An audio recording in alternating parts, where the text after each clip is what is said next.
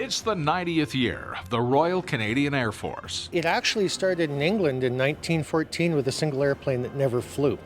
By 1924, the RCAF was officially formed, and Edmonton became a primary airport in the West.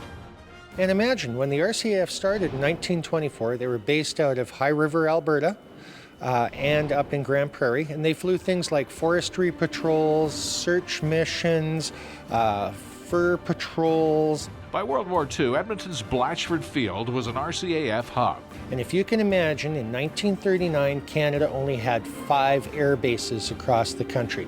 The British Commonwealth Air Training Plan created 231 bases in 2 years. Edmonton was one of them. Over 130,000 RCAF workers were trained here during World War II.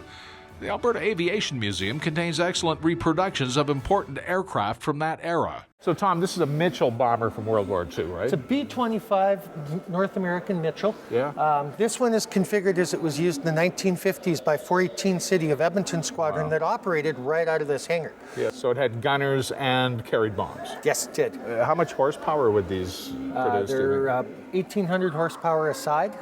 Each engine is 2,600 cubic inches. Wow. So you say this came out of a farmer's field. Where? Lamont. Oh. It was the parts queen for a water bombing operation. Wow. So they used it to supply parts to 2 more that were flying as water bombers. Our exhibits here span the lifespan of the Royal Canadian Air Force. And the bigger exhibits get into the Battle of Britain. Canadians were involved there. Group 6 Bomber Command during the Second World War. The British Commonwealth Air Training Plan. Imagine. Through the Second World War, this hangar we're standing in trained almost 30,000 personnel from 15 different countries. Now, this next jet was built in Canada, huh? That's right, built by Canadair out of Montreal. Wow. It's a Canadair Sabre. These were the front line of defense during the Cold War in Canada and Europe, Britain. They were the first of the swept-wing fighters that Canada started to operate, and they flew with us up till 1968. St. Albert's Bob Morgan spent 36 years flying for the RCAF. I actually flew out in the Mayo Hercules for 6 years, and I also flew in the reserves for 10 years on the Twin Otters and search and rescue. How fast would these fly, Tom? Well, these flew at about 335 meters per second at top speed. You flew one of these jets here in the past, Yes, I flew them for 5 years. What kind of an experience would it be flying one of those?